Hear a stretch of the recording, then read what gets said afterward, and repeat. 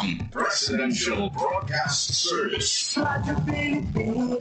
Radyo Publiko ng Bagong Pilipinas para sa Bagong Pilipino.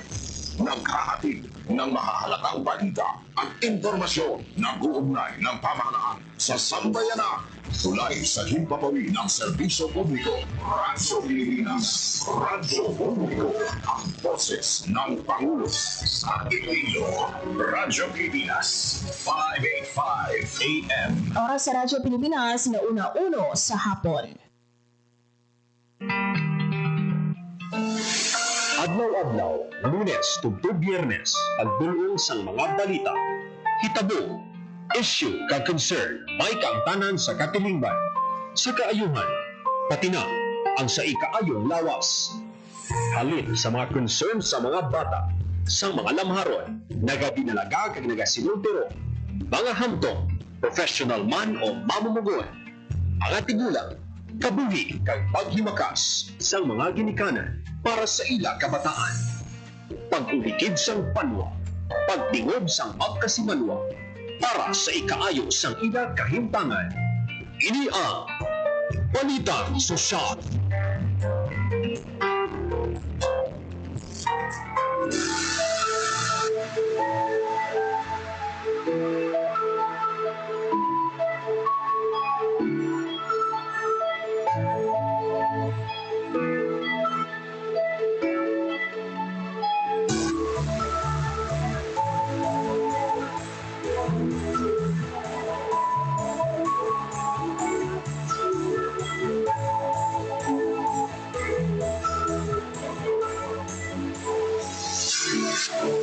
Mayong hapon Pilipinas, mayong hapon Western Visayas, mayong hapon syudad kag probinsya sang Iloilo. Good afternoon. Isa mga biyan ka mainit nga Lunes sa aton nga tanan. October 27, 2025. We are now sa ulihing Lunes sa bulan sang October. Kumusta ang inyong weekend? Kabay pa no nga nakapahuwan, naka-recharge para sa panibago naman nga semana. Last week of month of October. Grabe. Next week, Nobyembre na kita ika-11 na nga bulan sang tuig 2025. Sang San-Ol lang. Sang Christmas pa lang kita, no? Dinagyang Festival. Nagaparaw Regatta. Here we are. Down to the last week of October. Kamusta ang inyong mga wish list? Kabay pa nung amat-amat na ninyo na check, dira? Pero kung wala pa, you still have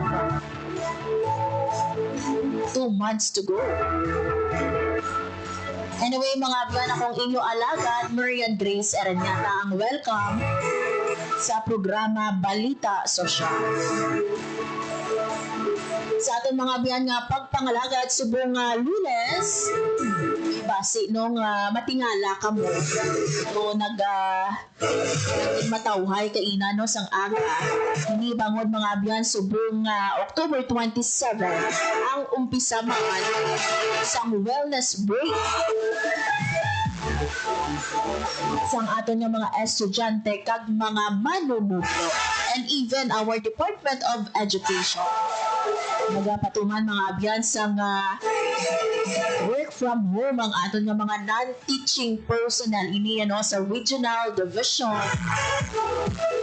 upon even sa central office.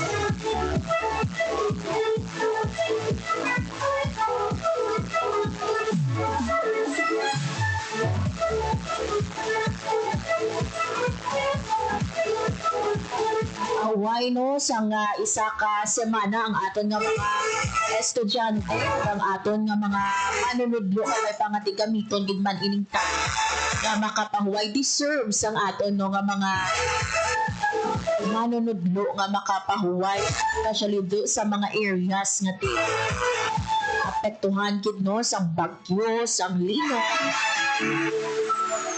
or sa pagbaha. So deserve kids ang aton nga mga estudyante kag aton man nga mga manunudlo nga makapahuway bisan makadali lang. So later on mga abyan, kamustahon naton diri sa Western Visayas sa pagpatuman sang aton nga wellness break kag hibaloon ta. Ang regional office nagpatuman man sang ilang work from home setup. Istoryaan taman mga abyan, subong hapon ang pila pa ginaton ka mga natipon nga balita sa ibang nga ahensya sang gobyerno. Lakip diri mga abyan ang paghiwat sang isa ka business mentorship training sang Department of Migrant Workers Negros Island Region. Naghibaloon taman ang assistance na palabot na sa mga families nga affected sang naglabay nga Bagyo Ramil. And syempre ang update sa aton nga PhilHealth Yakap.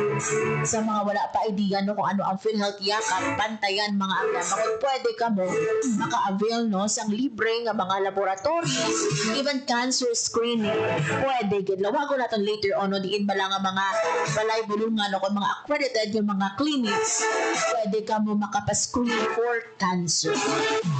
For the meantime mga abyan, magakuha kita na isang pinaka-latest nga weather update kaupod ang aton nga Pag-asa Iloilo. Radyo Pilipinas. Sa atong pinakalinya, si Sir Jeff Makiling sa DOST Pag-asa Iloilo. Sir Jeff, good afternoon.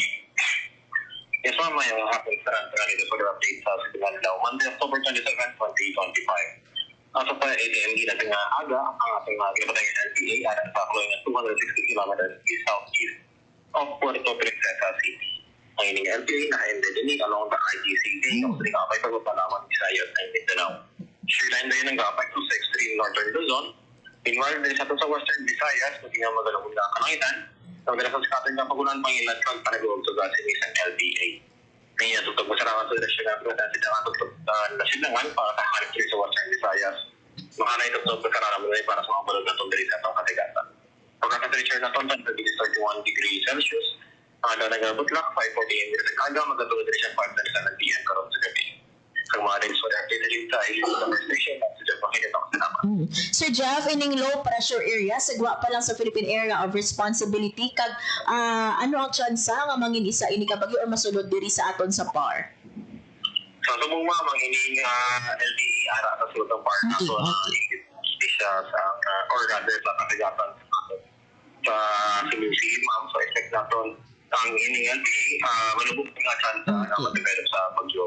Sir, ini naka-embed sa aton nga ITCC. So, affected kita diri sa Western Visayas ang siniman nga LPA nga naka-embed sa aton nga ITCC. Yes, ang sakto ma'am, ang hindi nga LDE naka-embed ini sa ITCC na to. So, amot ang kakarason kung maagalan kadala ini ang mga pagkatupas ang ulan sa aton diri sa Western Visayas and also pagdalamas ang mga galbog na kalangitan sa aton. Diri sir sa aton sa Iloilo or sa Western Visayas may ara kita na monitor nga mga nagaulan na nga mga lugar subong. Ayos ang pasubong mo may ara makita man nila ang nga possible na ganila or together nga pagkatupas ang significant na pagkatupas ang ulan sa aton. Pero manitis mo man siya at the moment, ma'am. Pero pasubong, ang atong naginapantayan is ang dito sa may pati kang aklan. Ako sa tingin may mga planting events kita ang ginapantayan as of now. Ang ini sir nga mga lugar nga ginaulan as of now, diin ini or manipis nga pag-ulan, diin ini nga mga lugar, Sir Jeff? Yes, ma'am, bali, majority of it, ma'am, nga ginanan ba natin nga may mga magtupa ng ulan. Pag manipis nga upag tupa sa ulan, is dito sa ating mga katigatan, ma'am. Lastly, Sir Jeff, ang imo nga panugyan sa aton nga mga tagpalamatino, we are heading toward sang aton nga All Saints Day, All Souls Day, kag may ara na nga nagabisita, subong pa lang sa ilaman nga mga nagtaliwan nga himata sa patio. Ang inyo panugyan sa Pag-asa Iloilo sa mga bagabisita. Yan, sinabi sa tagamot sa publiko ang matanap, kaya mapamahalo na mag-expect dito na always as possible ng mga customer activity, particularly again sa hapon sa pagkabilan natin, so para makita ka ng mga payong in case kung may ara sa mga pagkakapasang ulan during that time. Okay. With this, Sir Jeff, madamagin niya salamat. Kasama na ako sa naman kagmay niya, Dr. Radyo Pilipinas. Radyo Publiko. Radyo Pilipinas. There you have it mga abyan, si Sir Jeff Makiling, ang ating weather observer gikan sa Pag-asa Iloilo. So may anak kita no ginabantayan nga isa ka low pressure area sa sulod sa Philippine Area of Responsibility. Pero manubo no ang chance nga mag-develop ini sa isa man ka bagyo. Pero nonetheless, ini mga gano nga LPA na to, naka-embed ini siya sa Intertropical Convergence Zone. Kung ITZZ, kag amo ini no ang rason na may pila kita ka mga lugar diri sa aton sa Visayas nga naka-experience siya or mag-experience siya sa madulom nga kalangitan. Na bantayan man no, according to Sir Jeff, ang probinsya sang Aklan no, sa posibleng pagbaha. So sa mga kauturan naton dira no, sa probinsya sang Aklan nga nagapamati, nangin vigilant yun na magpamati good always sa aton nga weather app.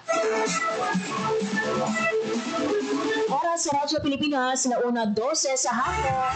Mga biyan sa aton nga pagbalik, nakaupo na natin ang Information Officer sa DepEd Western Visayas. Ganoon natin ang magpatuman sa wellness break. Posible ba lang nga mag-extend pa ini? And during this wellness break, no? Ano ba na required nga magbalik ang aton ng mga manunudlo, mga non-teaching personnel. Baloon natin nina ang mga biyan sa ating nga pagbalik sa upod si Sir Hernani Escolar Jr. Magabalik kita diri sa programa Balita Sosyal. Time to celebrate kulturang Pinoy. Tradisyon, musika, sining, literatura, at iba pa. Anything and everything fun and Filipino. Ito ang Pinoy Kultura. Kung musika lang ang pag-uusapan, halina't kilalanin natin si Ryan. He is one of 4 children of Alberto Austria Cayabyab and Celerina Benson Duhante, an opera singer and professor. Hindi talaga niya ang musika.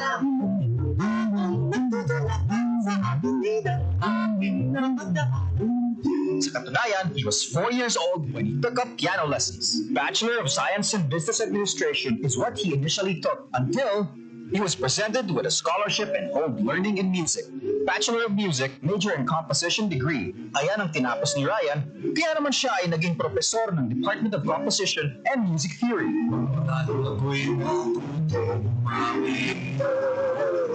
Mapagbiro talaga ang tadhana. Sa dami ng kanyang achievements, Mr. C and his family is about to take their chances abroad nang siya ay nabigyan ng pwesto bilang Executive and Artistic Director ng Foundation for the Performing Arts sa Pilipinas ng isang malaking korporasyon. And the rest, as they say, is ongoing. Kasi he still writes music, composes, and arranges. Alam niyo ba, in September 2019, siya ay naparangalan ng prestigious Ramon Magsaysay Award for his compositions and performances that have defined and inspired Filipino popular music across generations. Arranger, musician, composer, conductor, artistic director, accompanist, and just about anything music-related. That's our national artist, Ryan Cayabyab. Sariling aking ng among musika ay natutong pumapit. Yan ang Pinoy Kultura because our culture is cool.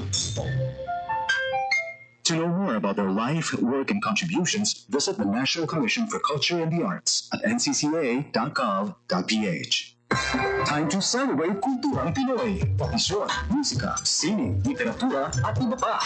Anything and everything fun and Filipino. Ito ang Pinoy Kultura.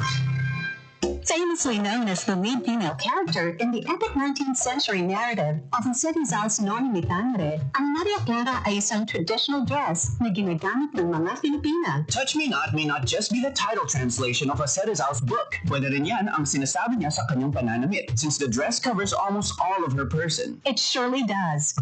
Ang Maria Clara ay may 4 na bahagi. The saya, which is a long dress, the tapis, which is a knee-long skirt, the camisa, which is a colorless camise, and the panuelo, which is a stiff scarf. Paano kaya niya pinatigas yung scarves na di siya nabaluktot sa hangin? Sa pagplansya yan, gumagamit ata sila ng starch para nakatindig yung scarf all day long. And although the design of the Maria Clara has transformed through the years, in the 20th century, ang Maria Clara ay nag-evolve na to a terno.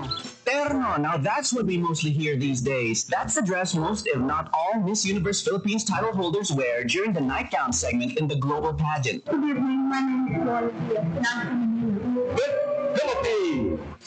Those butterfly sleeves are really a fashion statement the whole fashion world can't help mention and admire. Exactly. Pinapasikat nila yung humble pinya cloth natin, which is what most ternos are made of. And with the ever-changing times, mixed with silk and ibang materials na rin, giving the terno a modern twist na sumasama sa changing standards in fashion today. Although the Maria Clara style has changed through the years, yung imahe of the classic Maria Clara can still be seen in every terno produced. Ang trahedya naman, if you've read Noli Me Tangere, which I assume we all have had in high school, unless you were so zoned out, Maria Clara and Crisostomo Ibarra don't end up together. But that's for another cultura. It sure is. Now that's a quick look at cultura, because our culture is cool. Ang Pinoy kultura, because our culture is cool.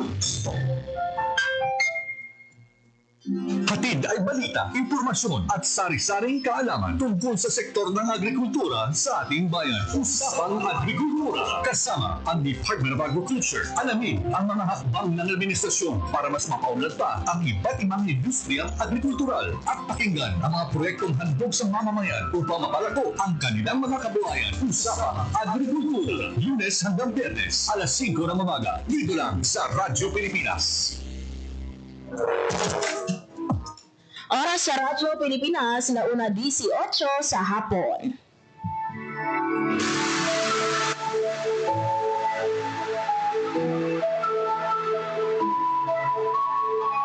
Sa gihapon mga biyan, nagapamatika mo sa programa Balita Sosyal, kagakong inyong alagad, Marian Grace Aranyata.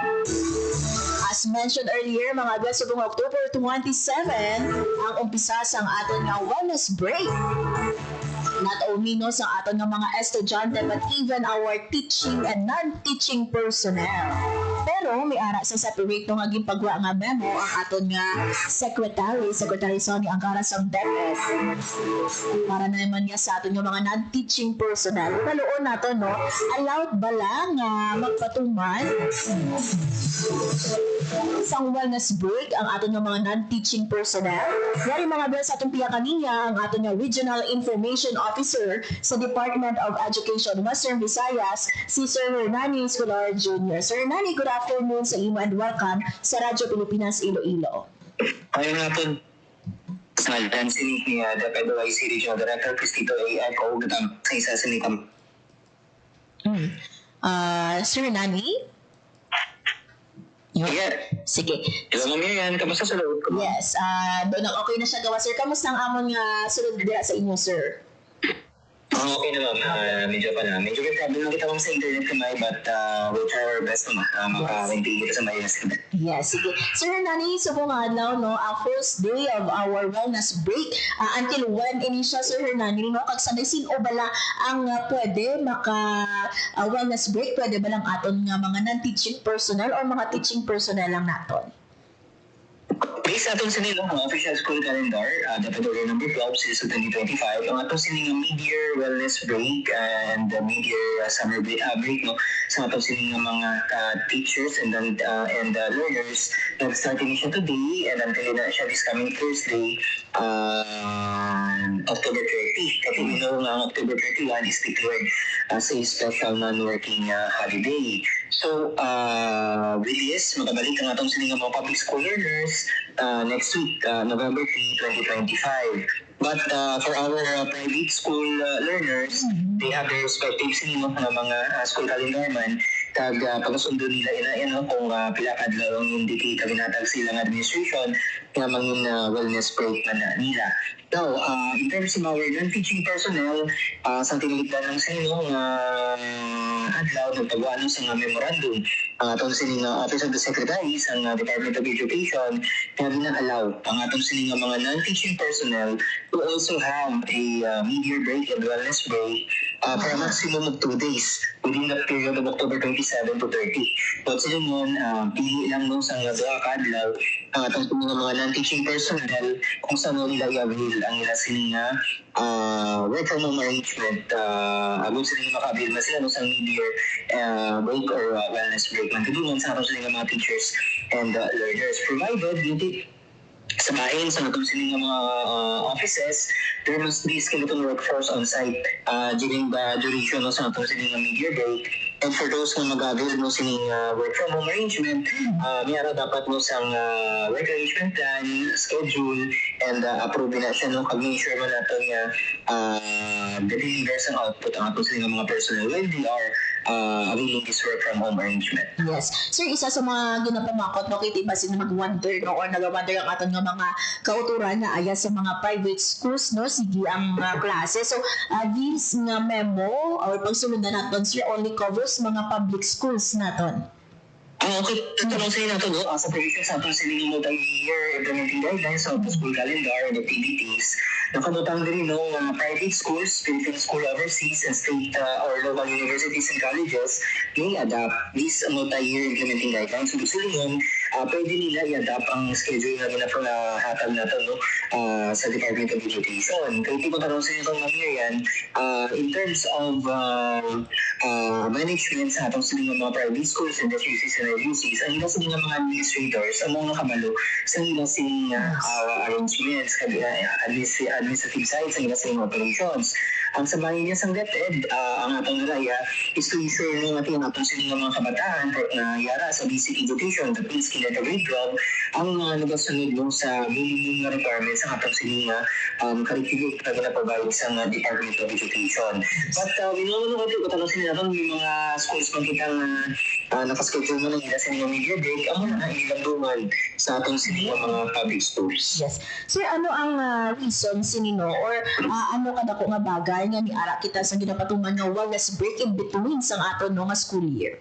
Kapag sila itong bago lang natapos ang first half sa atong siling klasehan sa atong siling school year. So, this mid-year break and wellness break na itong will allow and provide an opportunity no, sa atong siling mga learners and personnel to in-charge and review no, sa ila siling enthusiasm, sa ila siling roles sa atong siling eskwelahan. So, that's for our learners, ang pagbuktoon and sa atong siling mga personnel ng pagtudlo sa atong siling mga learners. Kaya dito makapoy ang pagtudlo no, sa atong siling mga estudyante, they need this time to recharge their energy, their passion sa pagtudlo sa atong siling mga estudyante. And also, pinaka-importante dito is this will give them time no, to bond with their respective families and participate in activities kami sa sports or hobbies so hindi nila mabrahan during the school year kasi masako ang atong siling mga learners and teaching personnel.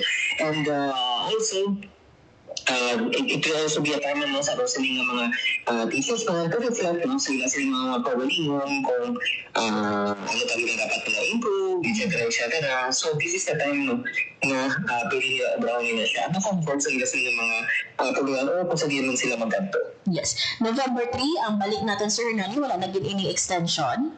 Wala na nakikita kita no, sa atong siling official school calendar. So, nakapatanggi rin start sa atong siling academic quarter 3 and the start of the second half sa atong siling school year will be November 3 na gida. But kung tanong sa natin ng yan, a few weeks after sila, mag-start naman ang atong siling Christmas break sa December. So, kung tanong sa natin, year-end break naman, mga mangilantayan sa atong siling mga learners and personnel.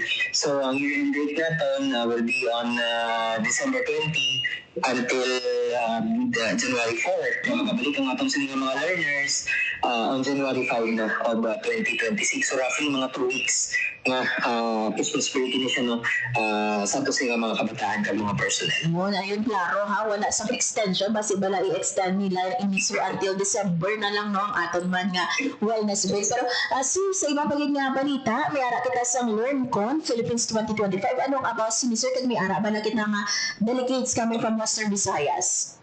Yes, currently, ginagawa sa mga itong Silingo Learners Convergence Philippines, dito sila sa may bahay na sila sa Dumaguete City, sa may Negros Oriental.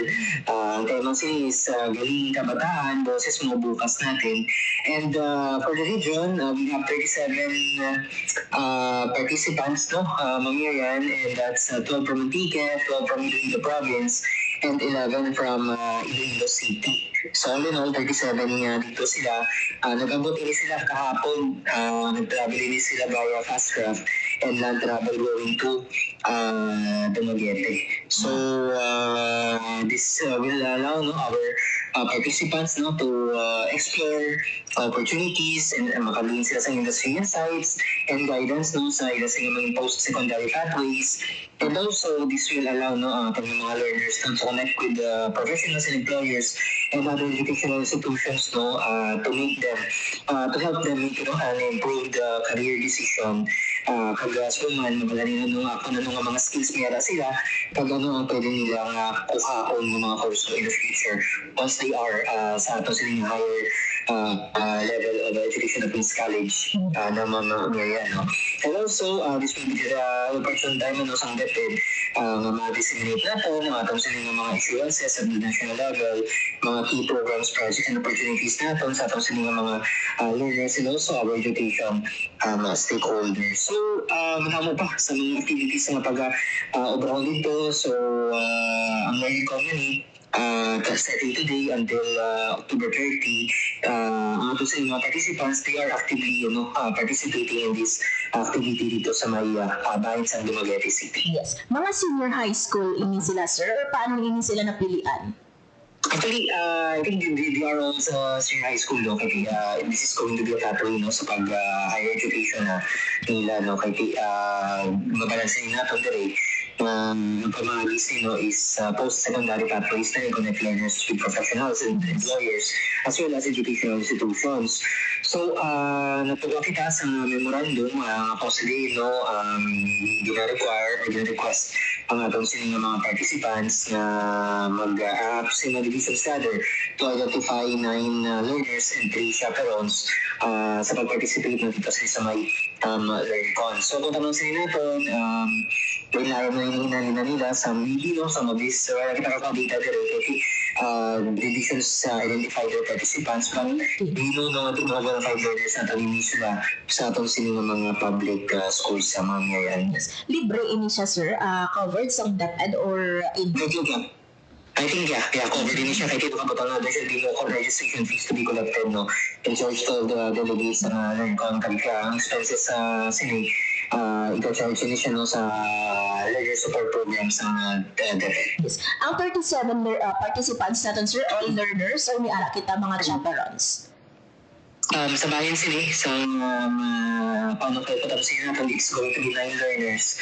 So sa Antique, 9 learners, may 3 ko chaperones. Sa Iloilo Province natin, same 9 learners and 3 chaperones. While sa Iloilo City natin yung division na naging padala dito, 8 learners with 3 chaperones mag-year. Yes. Last na, sir, nani ang imong mensahe sa aton ng mga tagpalamati? Sa atong sila, mga learners and also our personnel, especially right now, that they are under the wellness break, media break, sa atong sila school year 2025-2026. This is the time, agad sila na makapawal mo, marigilin nyo ang inyong silang enthusiasm sa atong silang mga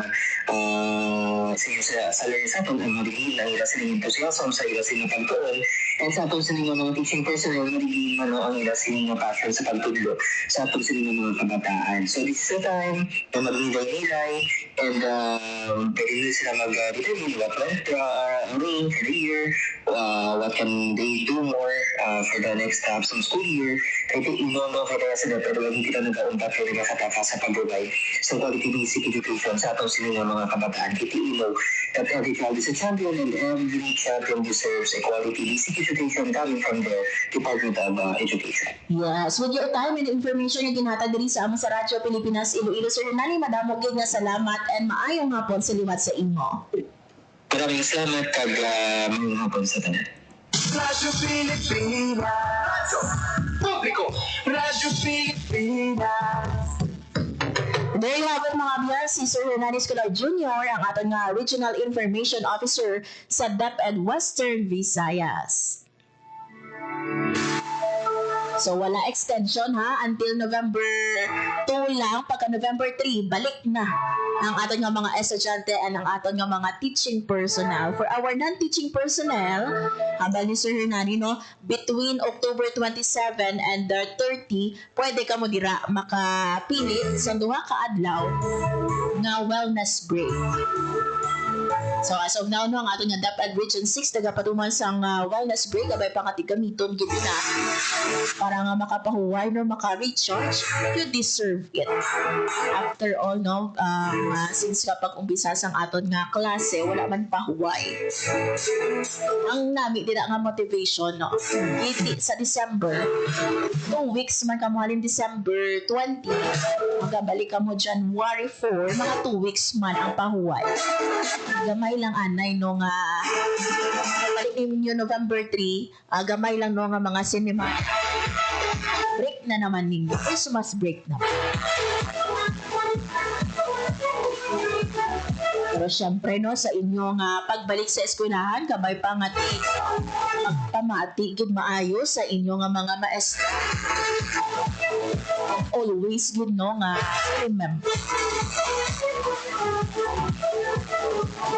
na dapat makatapos ka mo sa inyong pag-eskwela.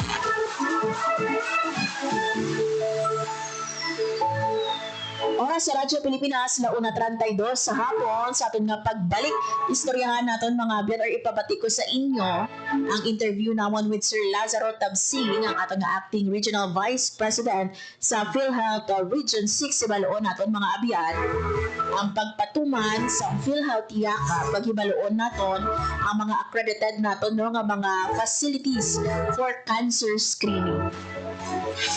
Nag-ipabati man namon mga biyan sa inyo ang isa no ka testimonya sa isa ka 4-piece beneficiary nga timiara mga biyan no sang 8 ka kabataan ano kadako nga pulig no ang ining Pantawid Pamilyang Pilipino program para makatapos ang iyang pila ka mga bata. Istoryahan naman ang pagpatuman or ang paghiwat sa DMW or Department of Migrant Workers Negros Island Region sa business mentorship training. Nabantayan initanan mga biyan sa pagbalik sa programa Balita Sosyal. Magandang araw, si Dingdong Dantes po ito. Binahaba ang bahay mo. May simple checklist ako para sa'yo. Una, check your outlets. Tignan kung walang cable na basa o nakababad sa baha bago buksan ang main switch. Pangalawa, check your surroundings. I-check kung may mga naipong tubig sa mga paso o gulong o iba pang maaaring bahayan ng lamok para maiwasan naman ang pagkalat ng dengue. And last, but definitely not the least, i-check ang sarili at ang pamilya. Kumonsulta sa health center o sa inyong doktor kung may nararamdamang sakit.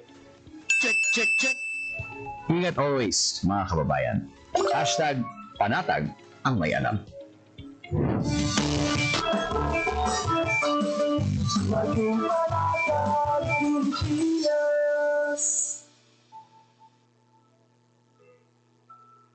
Time to celebrate kulturang Pinoy. Tradisyon, musika, sining, literatura, at iba pa.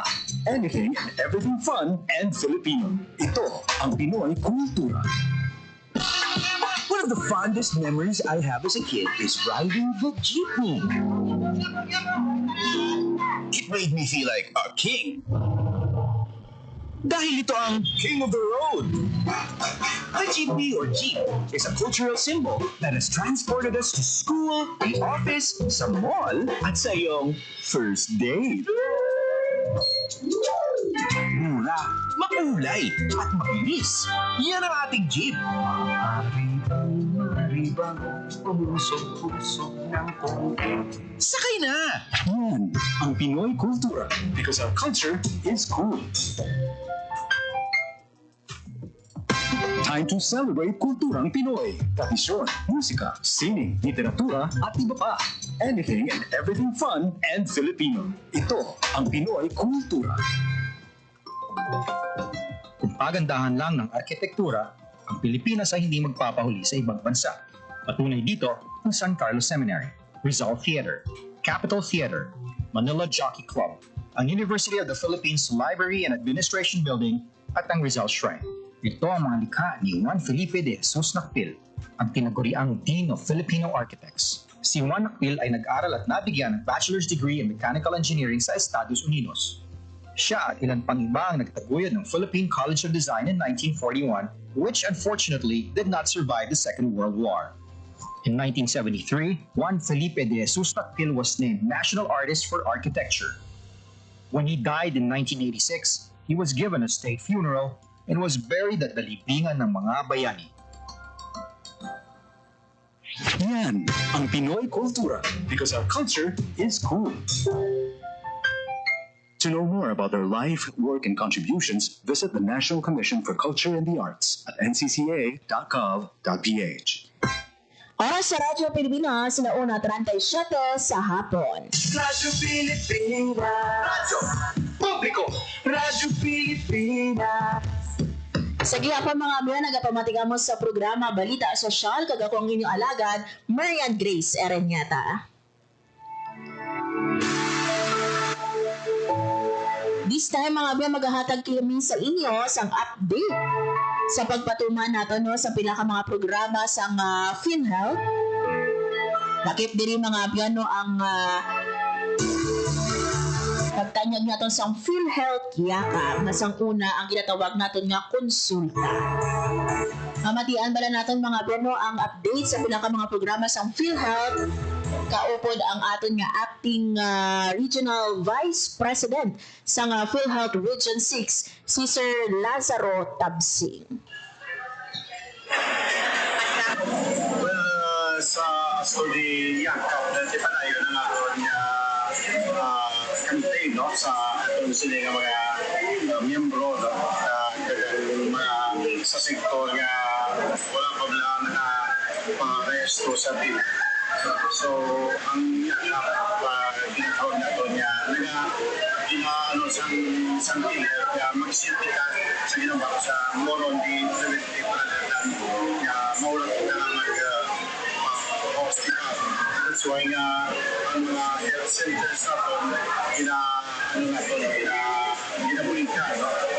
Actually, under the USC, no, may program na nga alisa ka city or province, maka-imo sila ang tanan ng mga health center sa lugar, ina-inform nila na natawag nato ng healthcare providers network.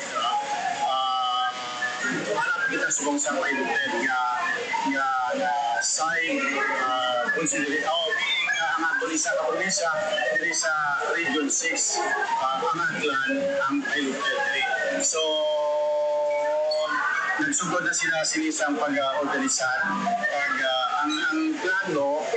Ang plano sila para sa paano nila ma-improve is within sa ilang asosasyon o sa ilang silang ECPN. So later on, amo nang ginaulat pala ito sa province of Iloilo because as of the moment, hindi pa ilang marunong until sa time na ma-consider, in-explica ko na dapat nga ang technology at sa mga health centers sa aton kay under sa USC together with the DOH masulod ng mga data sa mga pasyente para ma-track na ito na sa kawali magpakonsulta ka kuhaan ka sa mga history ano ba lang mga procedures o mga medikasyon na mayara ikaw so later on naman ang mga giya sa atong sining mga physician in order kung i-refer ka ba na sa hospital for inpatient or kaan ikaw sa gulong nga sustenance or maintenance drugs para sa ibo sige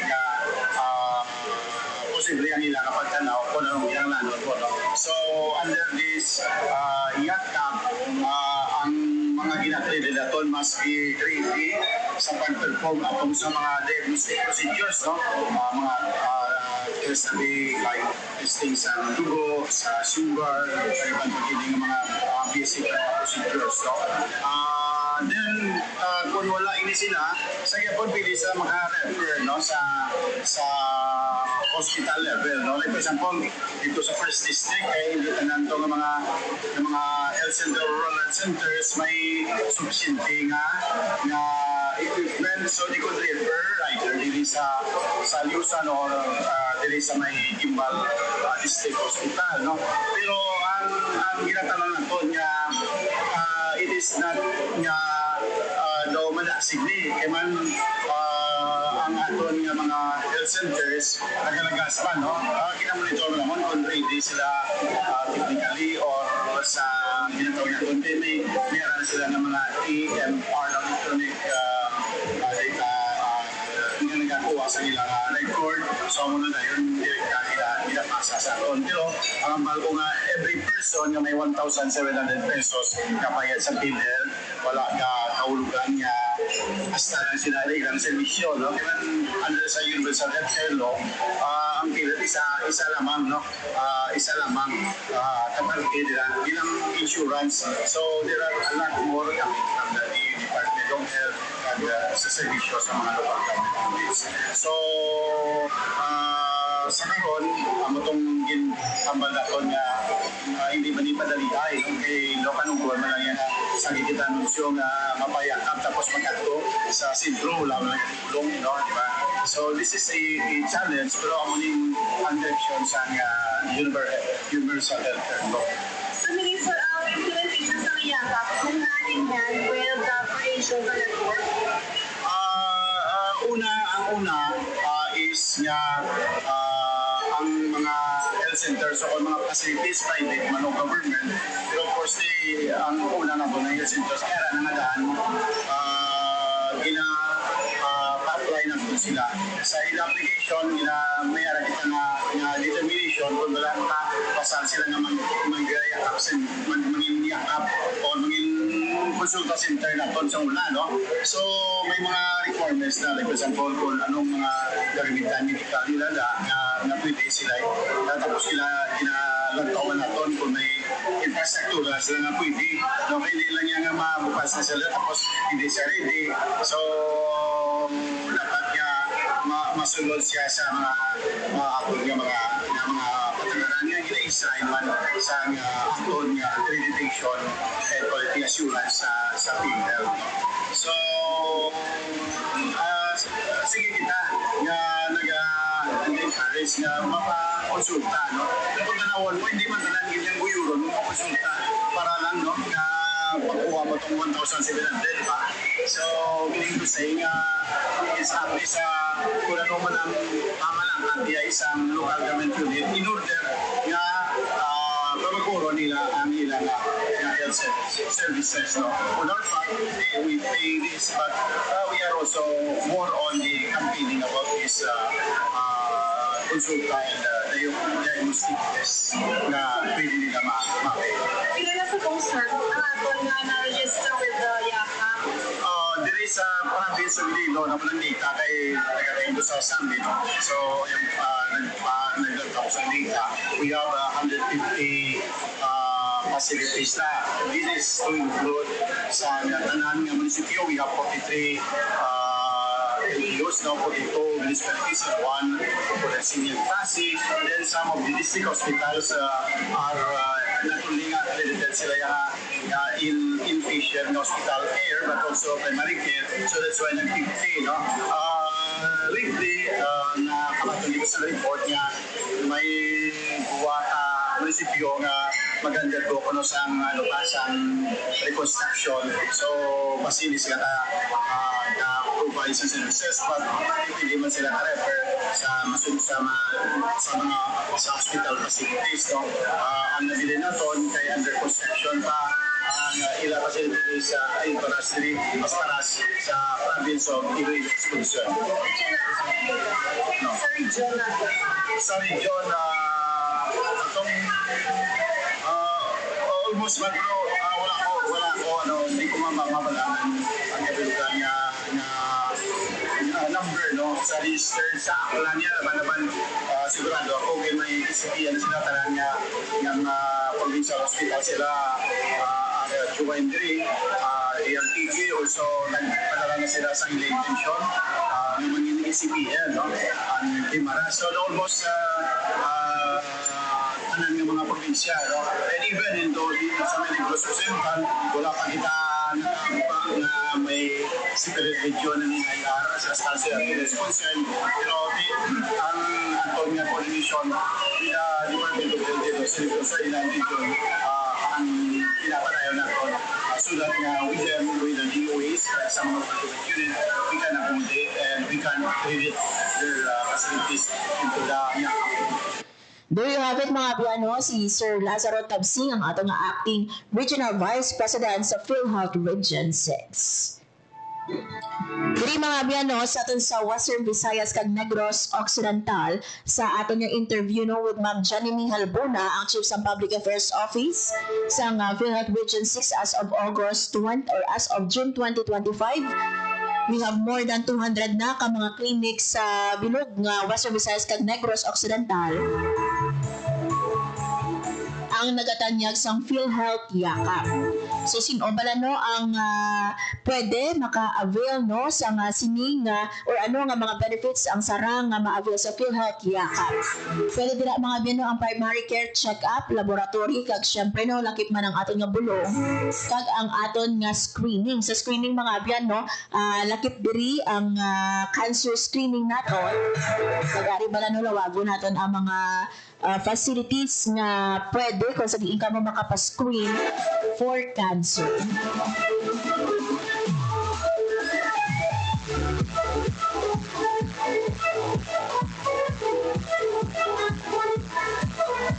For Iloilo, pwede ka mo makapascreen sa Don Jose S. Monfort Medical Center, Healthway Qualimed Hospital Iloilo, Western Visayas Medical Center, kag Western Visayas Sanitarium and General Hospital sa Negros Occidental, pwede sa Corazon Locsimon Tilipano Memorial Regional Hospital, Teresita L. Halandoni Provincial Hospital, kag may ara no kainaginsan sa aton si Ma'am Janemy nga dugang paginuang kabangkalan na City Hospital, Rojas Memorial Provincial Hospital, Senator Gerardo M. Rojas Memorial District Hospital, Angel Salazar Memorial General Hospital, Dr. Rafael S. Tumbukon Memorial Hospital, kag Asia Pacific Medical Center Iloilo Incorporated.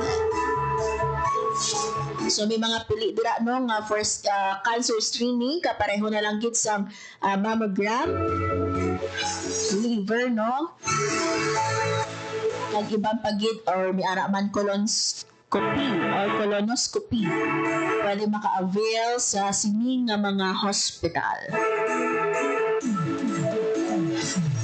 I-flash naman sa liwat sa inyo no sa screen sa mga naglantaw sa ating Facebook Live ang process natin kung paano maka-avail sa first patient encounter. Hindi ba lang pag-atubangay na ninyo sa mga doktor sa ating mga yakap clinic.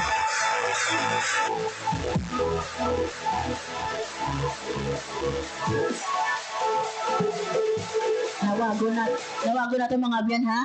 Ang first diri no nga pamangkod naton kung rehistrado bala ka mo sa aton nga YapCap Clinic. Kung hindi, magpa-register no sa eGov.ph app, PhilHealth Member Portal o kung PhilHealth Office o kung Primary Care Provider o kung sa ibang pagid naton nga channels. Kung yes or registered na ka mo, magkagto sa Registered YapCap Clinic.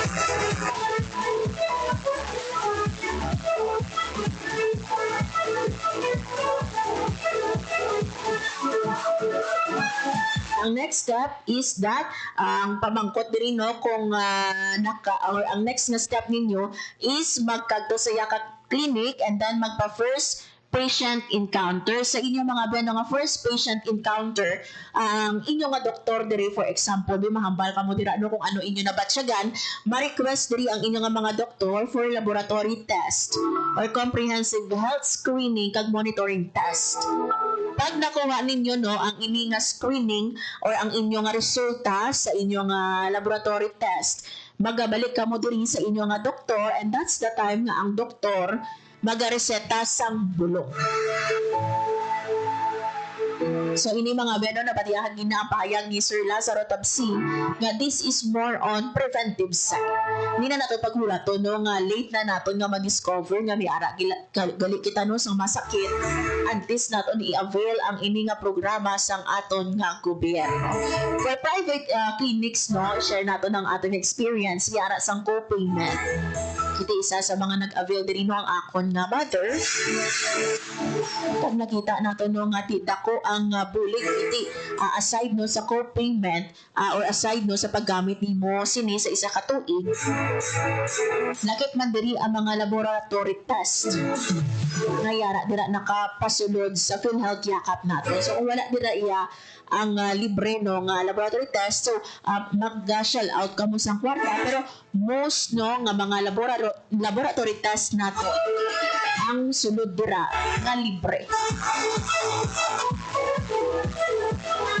Amo ni nga bal nato no nga hindi na naton kinahanglan maggastos ang dako para lang makapakonsul. Iti ara na ang aton nga PhilHealth yak. Oras sa Radyo Pilipinas, 1:51 sa hapon mga biyan. Wala na kita sa nabiling na oras. Unfortunately, no ipabati na to sa ibang paghinga programa ining testimonya sa isa ka purpose beneficiary na. By the way, ipaidalo sa business mentorship training for OFWs and their families ang 45 ka distressed OFW sa Negros Occidental. So sa training, ginpatpat ang entrepreneurship, business planning, at financial awareness. Ako sa diino ang humanambal halin sa Department of Trade and Industry, NIR. Sinaagi sining inisyatibo kina-empower ang mga OFWs kag ang ilang pamilya agud nga magtukod sila no sa ilang livelihood. Kag panabuon ang ilang entrepreneurial mindset.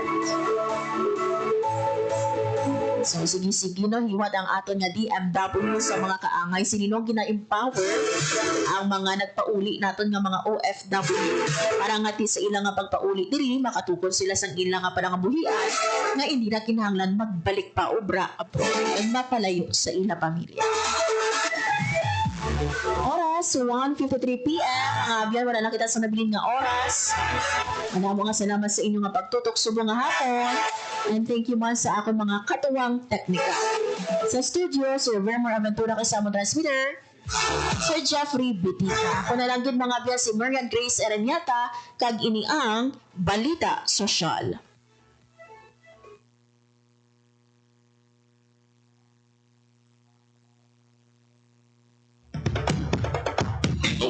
Ang Presidential Broadcast Service. Radyo Pilipinas. Radyo Publiko ng Bagong Pilipinas para sa Bagong Pilipino. Naghahatid ng mahahalagang balita at impormasyon na guugnay ng pamahalaan sa sambayanan. Tulay sa himpapawid ng serbisyo publiko. Radyo Pilipinas. Radyo Publiko. Ang boses ng Pangulo sa Iloilo. Radyo Pilipinas. 585 AM.